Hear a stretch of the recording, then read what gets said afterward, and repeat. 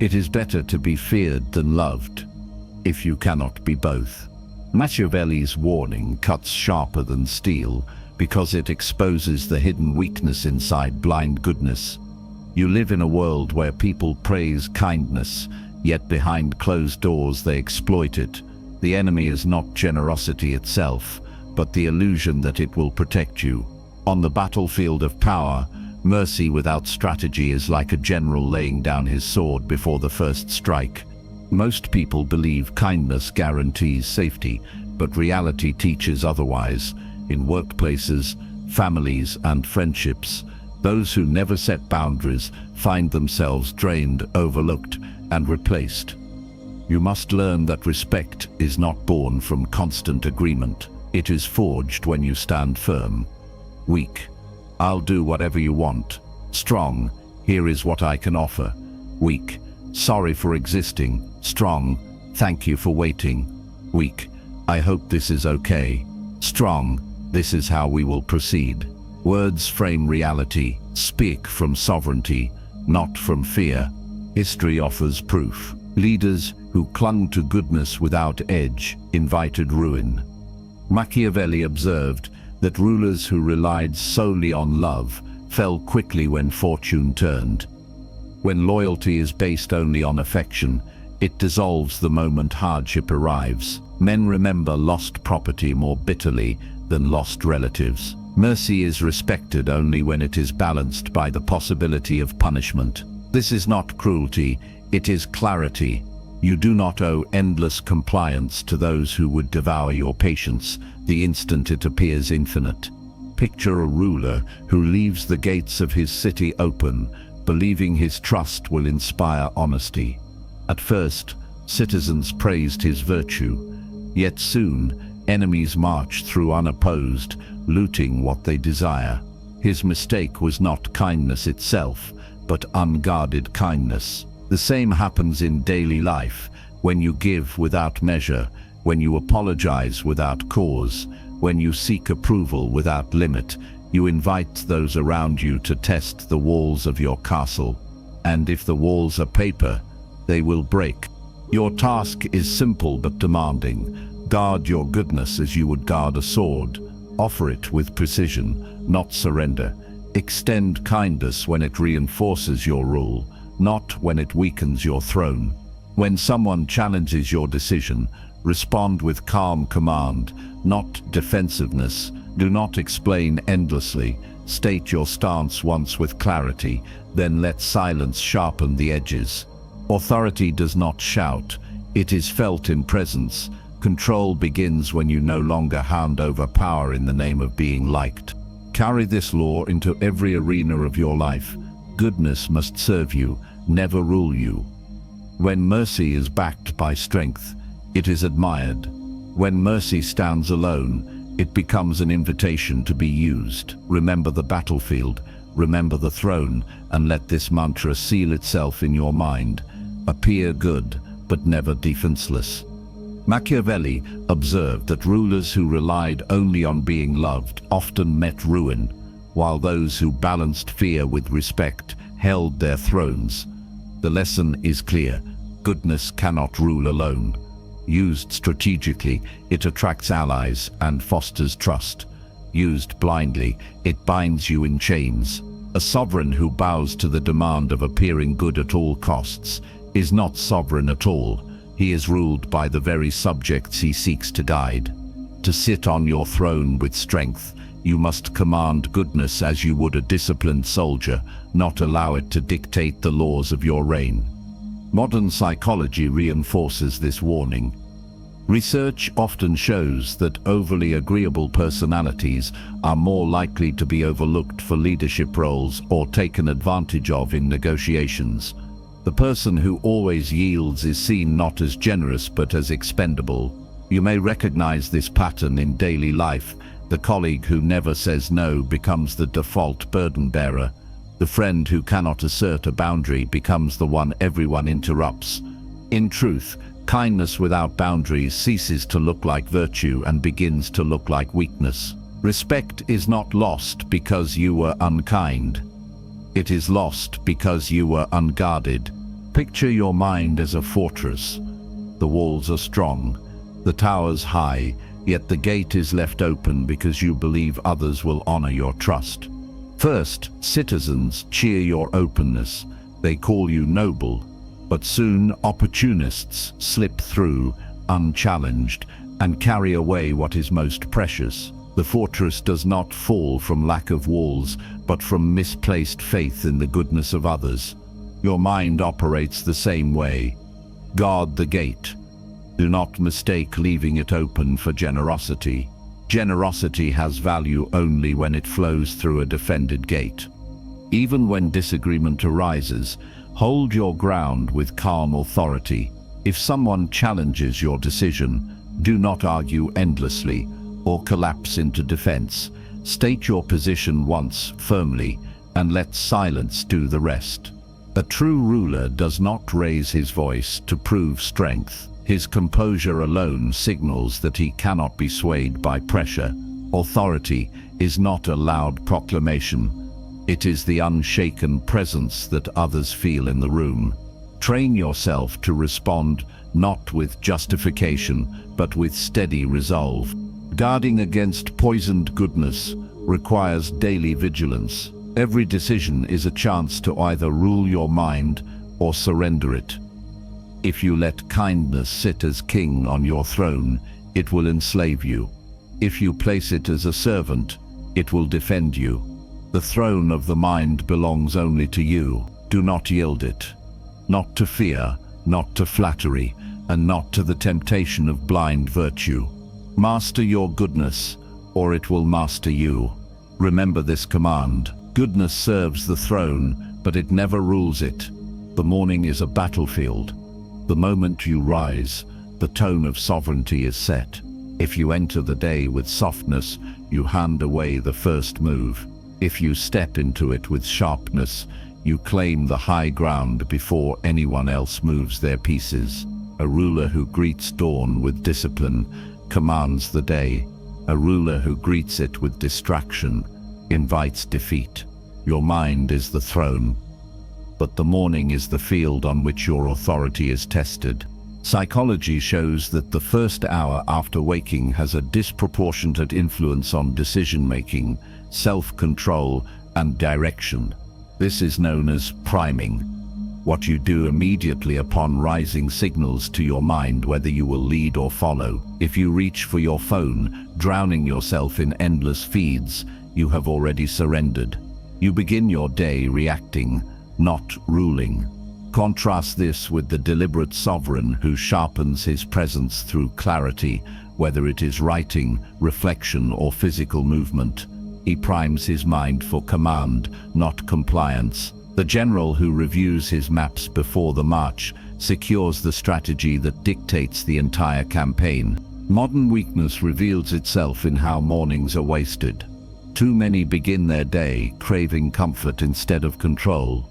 They press snooze as though they are negotiating with time. They scroll through trivialities before they have even spoken a single word aloud. They flood themselves with stimulation before they have sharpened their own clarity. This is not harmless.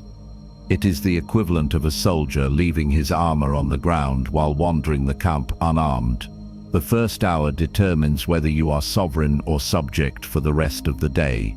Picture a general who sleeps through the dawn while his men polish weapons and enemies sharpen blades at the edge of the forest. He lies in comfort. By the time he rises, the field has already shifted. The enemy holds the advantage, and he fights uphill for the rest of the war. You cannot afford to be that general. Your enemies may not carry swords, but they arrive as distractions, demands, and noise. If they seize your morning, they will dictate your night. Begin each day as if the battle has already started, because it has. Your commands must be simple. Wake with purpose.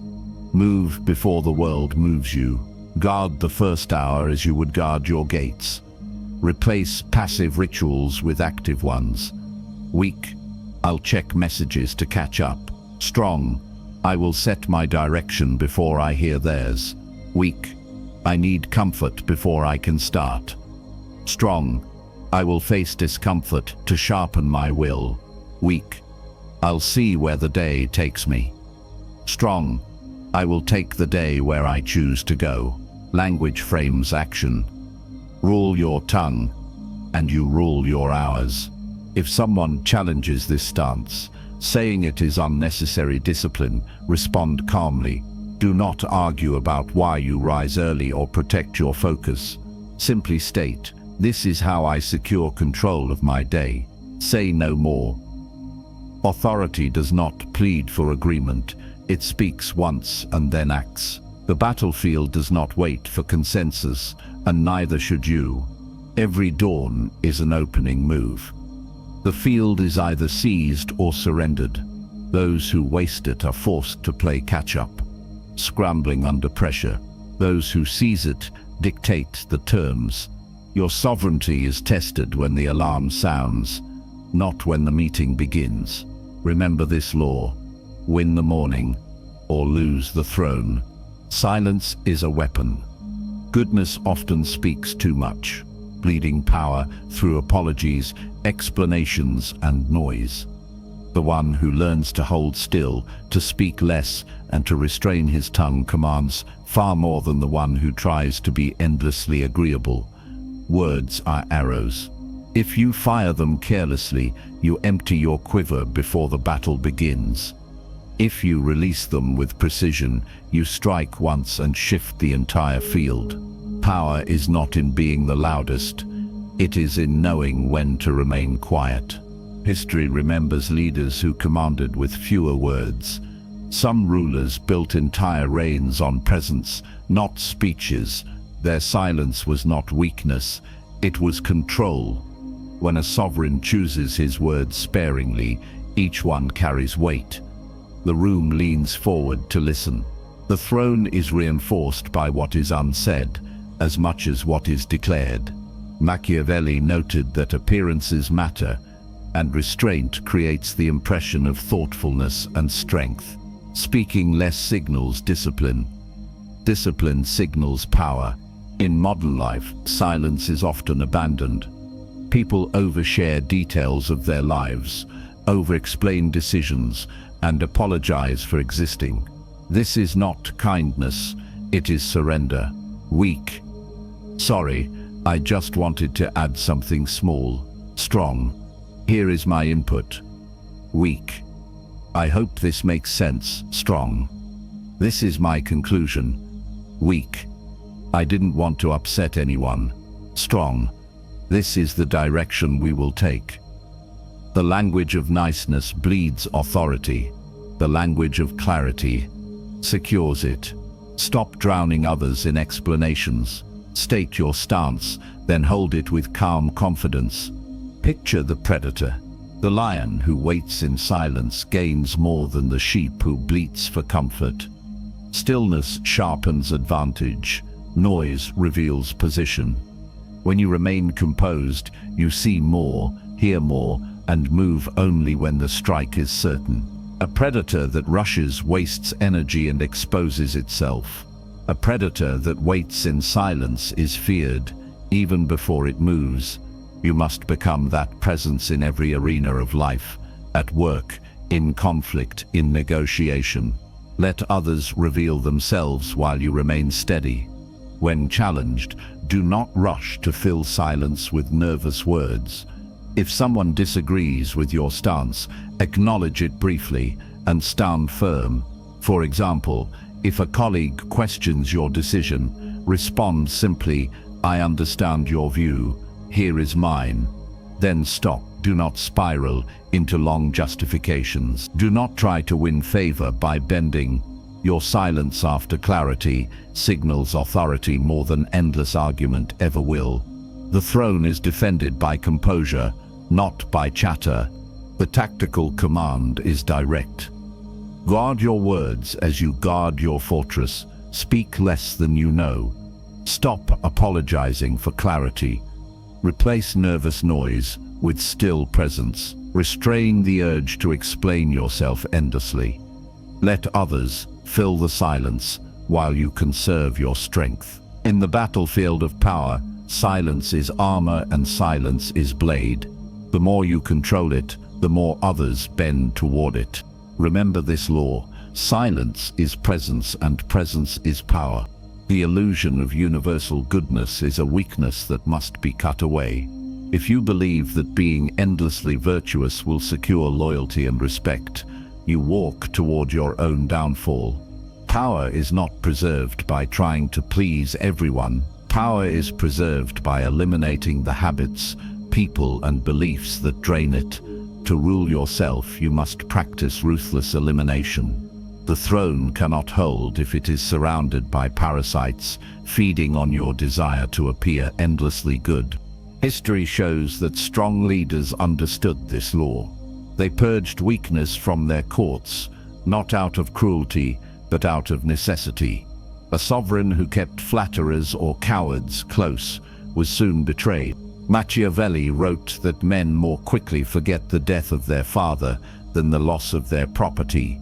This meant loyalty built on affection alone was fragile. Leaders who survived longest chose clarity over comfort. They removed those who slowed decision-making, who softened their resolve, or who demanded kindness when strength was required. Their reign stood because they refused to let naive virtue govern their thrones. In modern life, this elimination is not about people losing their heads. It is about saying no without apology. It is about refusing to surrender your time to distractions, refusing to give endless chances to those who prove unreliable, refusing to explain yourself into exhaustion. Every yes is a resource. Every yes is a pawn on the board. If you spend them trying to appease everyone, you weaken your position until nothing remains. The ruler of his own life is not the one who says yes most often. It is the one who protects his yes like a fortress gate. Weak: I'll do it, even though I don't have time. Strong: that does not fit my priorities. Weak: I'll give them one more chance. Strong: the boundary has been set, and I will hold it. Weak: I'm sorry for saying no. Strong: no is my decision, and it stands. Think of the chessboard. Niceness is a pawn. It can be useful, it can be strategic, but it is not the game. If you cling to it at all costs, you will lose the match. Sometimes the pawn must be sacrificed so the queen can strike, so the king can remain safe, so the board can be controlled. This is not the death of kindness, but the repositioning of it. Goodness has value, but only when it serves victory. If it blocks your advance, it must be removed. When disagreement arises, respond with calm finality, not weakness. If someone insists you are being harsh for drawing boundaries, acknowledge without bending. Say, I understand your concern, but this is the decision. Then stop. Do not explain. Do not soften. Do not rush to prove your virtue. Authority requires clarity. Those who respect you will adapt to it. Those who do not were never allies. Cutting away naive virtue is the act of sharpening your blade. Each time you remove distraction, flattery, or weakness, you strengthen your throne. You must be willing to sacrifice comfort to preserve command. Do not confuse ruthless elimination with cruelty. It is clear, it is discipline, it is the act of preserving what matters most. Remember this command. Sacrifice the pawn of niceness to win the game of power. History offers countless rulers who mastered this balance. They projected mercy, generosity, or faith, but held ruthless calculations behind their smiles. Those who ignored the mask were destroyed, and those who wore it without strength were exposed. In modern life, the mask of command takes new forms. Social media is the most visible stage. People curate reputations, crafting an image that signals virtue, discipline, or wisdom. This mask draws trust, opportunities, and influence. Yet too many confuse the mask for the crown. They perform goodness publicly, but lack the strength to enforce boundaries privately. Authority collapses when the performance is all that exists. To wield the mask correctly, ensure that your reputation reflects what serves your rule, not what exposes your weakness. Project calmness even if anger burns beneath. Project clarity even if doubt lingers inside. What matters is that others see strength, and behind the mask, you prepare your iron. The predator offers a perfect metaphor. A wolf, cloaked in sheep's wool, walks among the herd unnoticed. The sheep praise its gentleness, believing it harmless, but the wolf does not wear the cloak to become them. It wears it to conceal its true nature until the strike. You must adopt the same discipline. Appear approachable, civil, even soft when it serves your position. But never forget that beneath the cloak must remain teeth. If you strip yourself of danger, you are not a wolf in sheep's wool. You are only a sheep hoping not to be eaten. Practical commands are clear. Guard your mask carefully. Do not reveal every thought or impulse. Speak with measured restraint. Weak. I want to be completely honest about everything. Strong. Here is what I choose to share. Weak. I don't care what people think. If someone challenges your mask, accusing you of being calculated, answer calmly, I choose how I present myself because I value clarity. Then stop. Do not attempt to prove innocence. Authority is not built on endless defense. It is built on composure. Let them question. Let them speculate. While they waste energy debating your mask, you continue ruling from beneath it. The mask of command is not hypocrisy. It is sovereignty. It is the discipline of shaping perception while keeping your strength untouchable beneath the surface. To master this law is to walk feared and respected at the same time. Remember this command: wear the mask, but keep the blade hidden. The urge to be liked is the deadliest assassin within. It whispers in your mind, convincing you that approval is survival. It tells you to soften your words, to bend your spine, to hide your strength so others will smile at you. But every time you yield to it, you bleed authority. The true enemy is not out there in the crowd. It is the shadow figure inside you who craves applause more than sovereignty. To rule yourself, you must kill that figure every day before it betrays you. The brain's reward system is wired to release pleasure when others approve. This trap is ancient. Social acceptance once meant safety in the tribe, but in the modern world, this mechanism turns against you. It tempts you into chasing validation instead of mastery. Studies often show that people high in approval-seeking struggle with decisiveness. They hesitate to act until they are certain everyone will agree. Yet leadership, whether over a nation or your own life, demands clarity even when agreement never comes. If you cannot endure disapproval, you cannot hold the throne. Modern victims of this weakness are everywhere. Careers collapse because individuals try to satisfy every demand instead of standing firm. Leaders are replaced because they hesitate, waiting for consensus instead of making the call. Relationships crumble when one person gives endlessly, hoping to be loved for sacrifice, only to be discarded when respect erodes. The pattern is always the same. The desire to be liked corrodes the foundation of authority until nothing remains. Weak, I'll adjust to keep the peace. Picture this enemy as a shadow at your side. At first, he looks harmless. He tells you that kindness will win loyalty. He urges you to smile when you want to command. But watch closely, he is sharpening a blade behind your back. Each time you obey his whispers, you hand him the dagger that will strike your throne. The only way to remain sovereign is to kill him daily. You silence his voice when you choose respect over approval. You end his influence when you act decisively, even when it costs popularity. You eliminate him when you stop begging to be liked and start ruling your space with presence. When disagreement arises, resist the instinct to soften your position.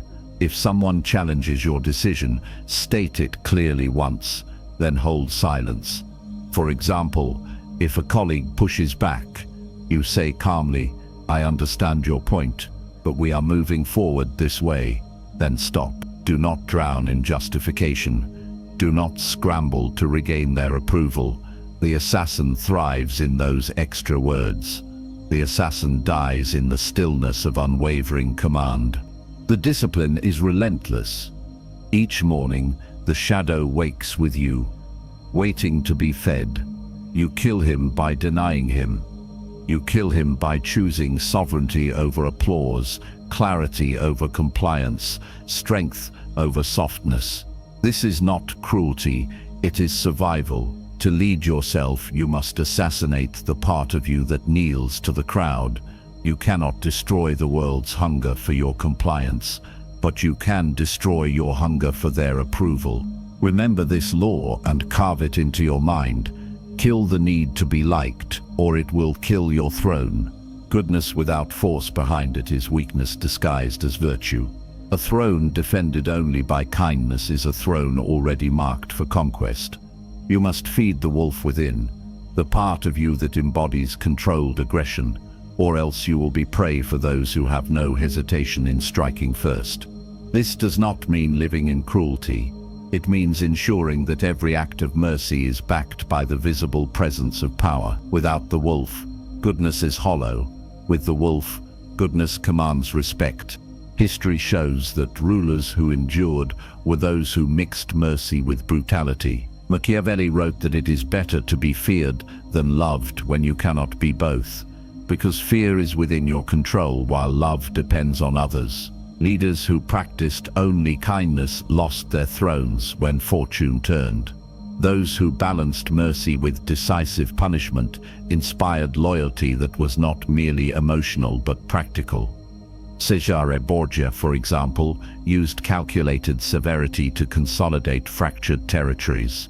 His combination of generosity and ruthlessness made him respected, even by enemies. The lesson is enduring. Kindness without teeth collapses.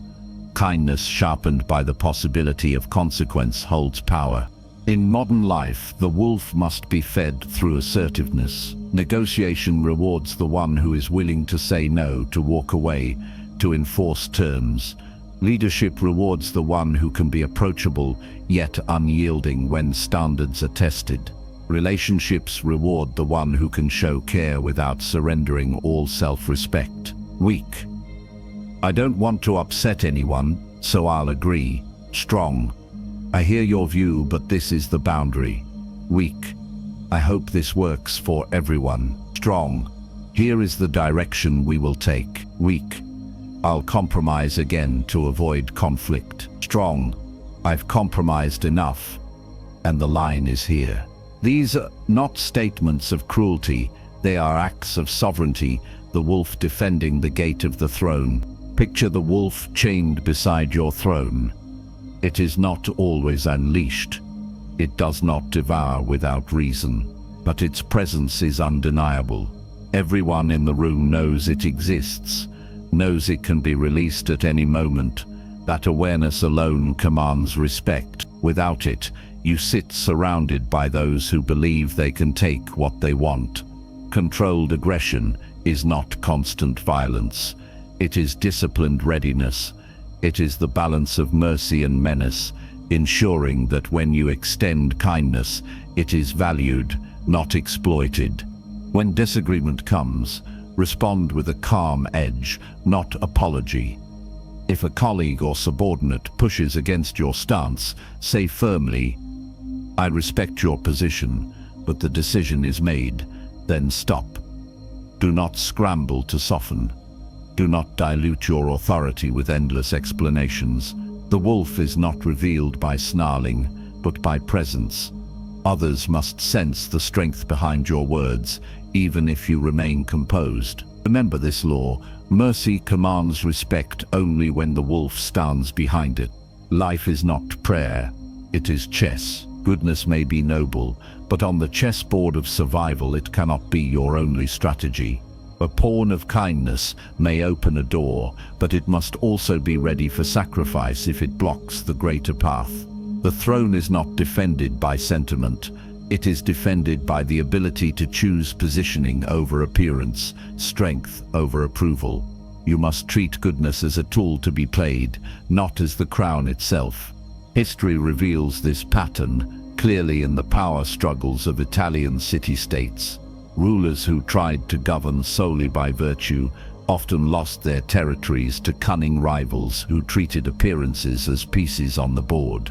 Alliances were sealed with gestures of goodwill, yet broken when opportunity offered more advantage. Those who endured understood that the mask of goodness could buy time or loyalty, but it could never be the sole anchor of rule. They used generosity as one move among many, never confusing it for the checkmate. Strategy, not virtue, decides who keeps the crown. Modern arenas are no different. Corporate and political landscapes are full of leaders who disguise power games beneath the language of doing good. Public announcements of charity, promises of reform, declarations of kindness, these are pawns moved forward to shield greater ambitions. Sometimes the gesture is sincere, but often it is calculated positioning. Those who fail to see the game are swept aside, believing that goodness itself holds weight. In reality, power respects strength. The polished surface of virtue is valuable only when it hides the machinery of control behind it. To survive, you must see these moves clearly and learn to play them with discipline. The lesson is simple. Goodness is a pawn. The pawn has value, but only if you are willing to sacrifice it. Protecting it at all costs ensures defeat. Sacrifice it strategically, and you may secure the Queen of Sovereignty. In practical terms, this means refusing to compromise your authority just to appear endlessly kind. It means recognizing when a polite gesture weakens your position rather than strengthening it. Weak, I will agree to avoid conflict. Strong, conflict may come, but my position is firm. Weak, I don't want to seem harsh. Strong, harshness is sometimes necessary to preserve order. Weak, I can't say no, or they'll dislike me. Strong, no is the move that protects the board. Each exchange is a decision to treat goodness as a piece, not as the game itself. Picture the chessboard. You move a pawn forward to test the field. At first, it looks harmless, a simple act of courtesy, but behind it lies the real design. Positioning, control, and survival. When the time comes, you do not hesitate to let that pawn fall if it opens the path for your king to remain unshaken. This is how life must be played. Sacrifice is not weakness. It is the price of strategy. Those who cling to every pawn, hoping to win by sentiment alone, lose both the pawns and the throne. When challenged, hold your stance with composure. If someone says your decision is unkind, answer calmly. Perhaps, but it is necessary. Do not justify endlessly. Do not scramble to be liked. Your authority is not measured by how comfortable you make others feel. It is measured by how unshakable your position remains after you have moved. The chessboard of life is unforgiving. To survive, you must think in terms of moves, not wishes. Goodness has value only when it serves a larger design. Treat it as a piece, not as your crown. Remember this law: sacrifice the pawn of kindness to protect the throne. Comfort weakens the blade. Rituals that sharpen resolve must feel like iron, not silk. If you begin your day chasing ease, you dull the very edge that guards your throne. Strength is not gifted in moments of pleasure. It is forged in fire through deliberate practices that harden the mind and strip away softness. To rule yourself, you must build daily rituals that temper willpower into steel, not rituals that pamper it into dust. The Stoics understood this truth. Marcus Aurelius, Emperor of Rome, reminded himself each morning that the day would bring obstacles, resistance, and insult. he did not frame this as a complaint, but as training. He embraced hardship as part of the throne. His discipline was not built on indulgence, but on restraint. Leaders across history who survived turbulence did so by practicing small acts of endurance long before crisis struck. By exposing themselves to cold, hunger, or discomfort, they built strength that remained when fortune turned. Their ritual was fire, and from that fire came an unshakable command. Picture willpower as steel inside a forge. Each act of resistance to comfort is fire striking metal, hardening it into a blade that cannot bend. Each indulgence is water cooling it too soon, leaving it brittle, ready to snap under pressure. The forge is daily and unavoidable. You choose whether to temper yourself in heat or to crumble in softness. A ruler who avoids the fire collapses when the first true storm arrives. A ruler who endures fire walks untouchable because he has already faced worse by choice. When challenged about your discipline, hold your stance calmly. If someone mocks your refusal of ease, respond, "I choose hardship now, so I am ready when it chooses me." Then stop. Do not justify. Do not explain further. Those who live for comfort will not understand until crisis comes. Your example is the explanation. The iron will speak louder than words. The command is simple. Strip weakness from your rituals. Replace indulgence with discipline. Seek fire, not cushions.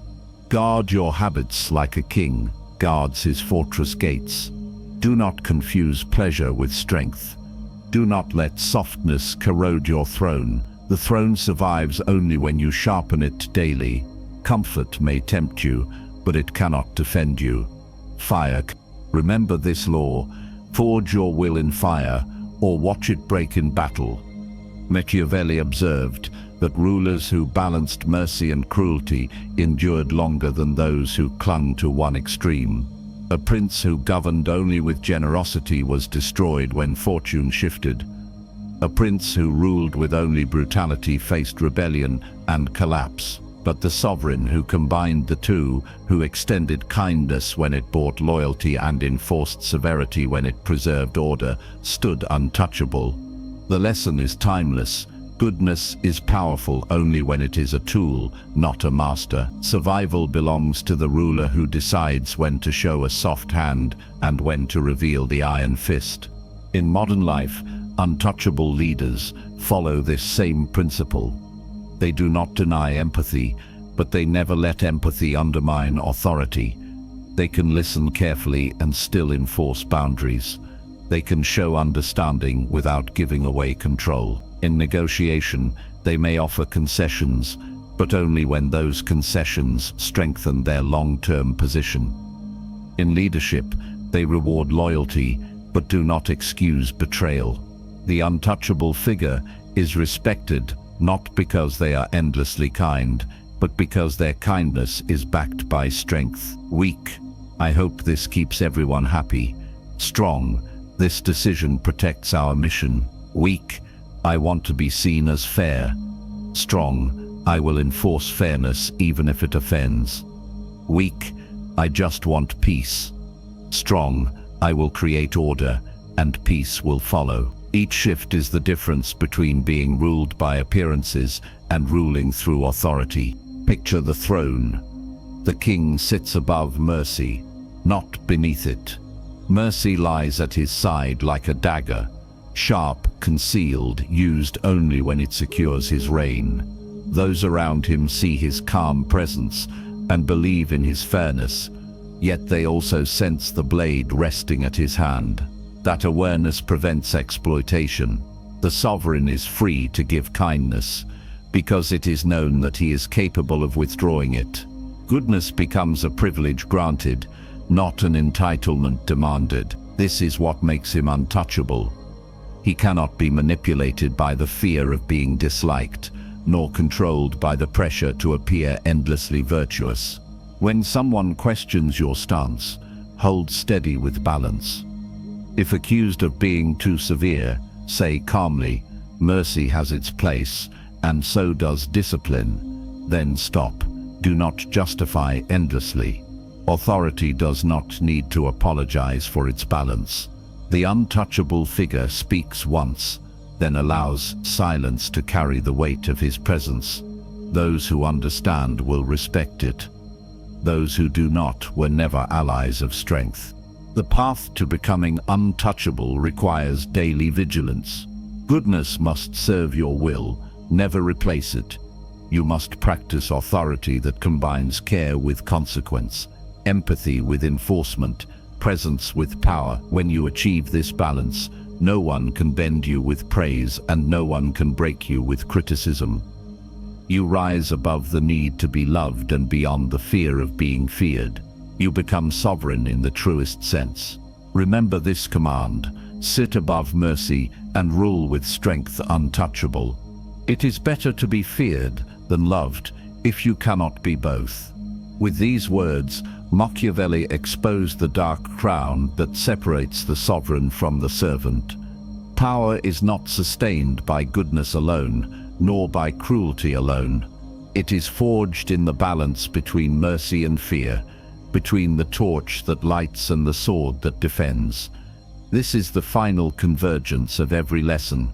If you would be untouchable, you must command duality, to be respected, yet unafraid of being feared. To be good, but never naive. History offers proof of this law. Rulers who survived turbulence combined opposite qualities. They extended kindness when it built loyalty, but withdrew it when it threatened weakness. They punished betrayal decisively while rewarding fidelity generously. Those who attempted to rule solely by affection collapsed under rebellion.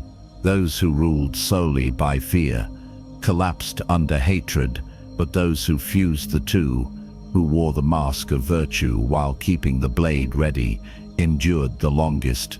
Psychology echoes this truth.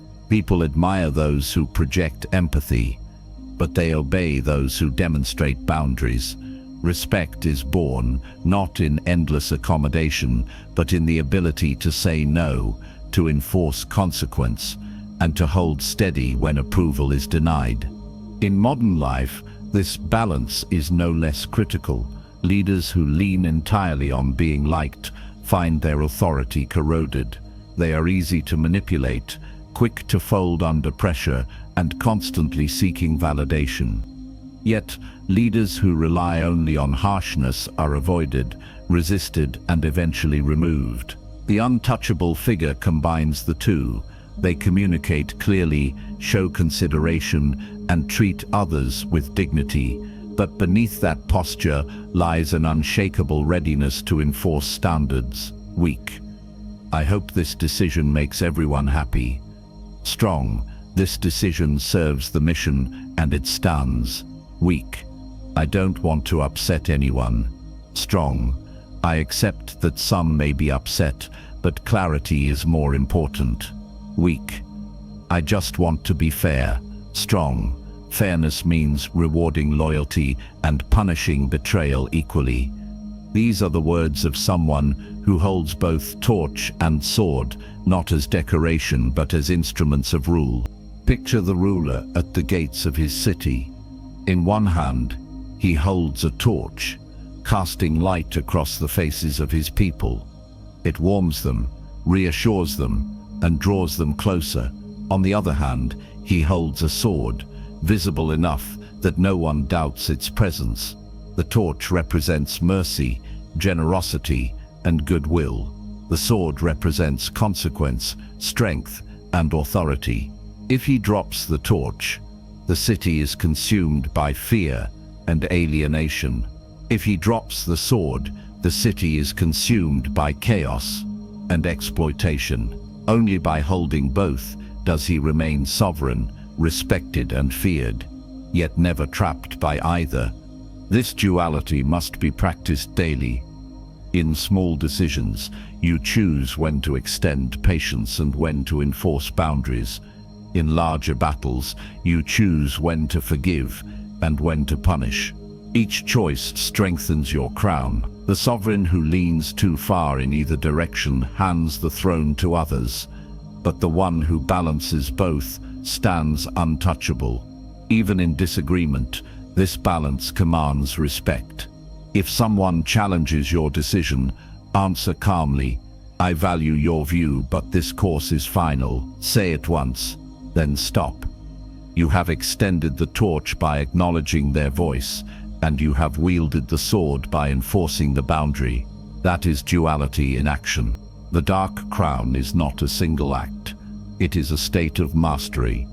It means you cannot be swayed by the need for affection, nor enslaved by the intoxication of fear.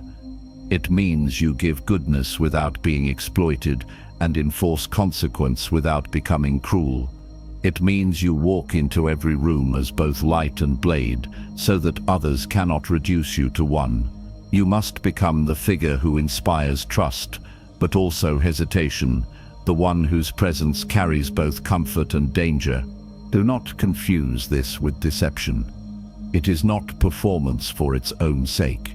It is discipline. It is a strategy. It is the realization that human beings respond not to extremes, but to balance. A leader who embodies both qualities stands higher than those who bow to one. A sovereign who embraces both is not merely respected or feared. He is untouchable. To wear this crown is to rule without apology, for you no longer need the crowd's approval, nor fear their resentment. You command their attention because you embody the balance that no one else dares to hold. This is the final law of sovereignty. Do not chase love at the expense of strength. Do not wield fear at the expense of loyalty. Forge both into one. Let mercy serve you, let power protect you, and let neither rule you alone. Remember this final command. Hold the torch and the sword, and you will wear the dark crown. The throne is not defended by endless virtue. It is defended by strength sharpened through discipline, with goodness placed under command. The lesson is not to abandon mercy, but to weaponize it, to rule without apology. You must transform kindness from instinct into strategy. Mercy given at the right time reinforces your crown. Mercy given blindly leaves you exposed to those waiting to strike. Goodness is not weakness when it is guarded. It becomes a weakness only when it rules you. Daily vigilance is the first command. Each morning you must decide whether goodness will serve or govern. If you allow the urge to please to guide your choices, you will spend your hours apologizing, over-explaining and yielding. In the end, no one will respect you for it. The cost of complacency is severe. Picture a ruler who shows blind mercy to a traitor, believing kindness will inspire loyalty. That single act of naive goodness topples the throne, because the traitor sees weakness and others follow. The same unfolds in daily life. One blind act of endless patience with someone who repeatedly crosses your boundaries can erode your authority entirely. One moment of appeasement can undo years of discipline. The throne collapses not because you lacked strength, but because you allowed mercy to reign unchecked. To remain sovereign, you must guard against the temptation of comfort that disguises itself as goodness. The command is clear. Appear good when it serves your strategy, but do not let the need to be seen as good chain you. Extend mercy when it reinforces respect, not when it invites exploitation. Lead with strength clothed in civility, not weakness wrapped in apology. The sovereign who walks this path is untouchable because he cannot be bent by flattery or broken by resentment. He stands above both approval and criticism, using goodness as a servant, never as a master. Remember this final law and carry it like armor into every battlefield of life. Appear good, command with power, rule without apology.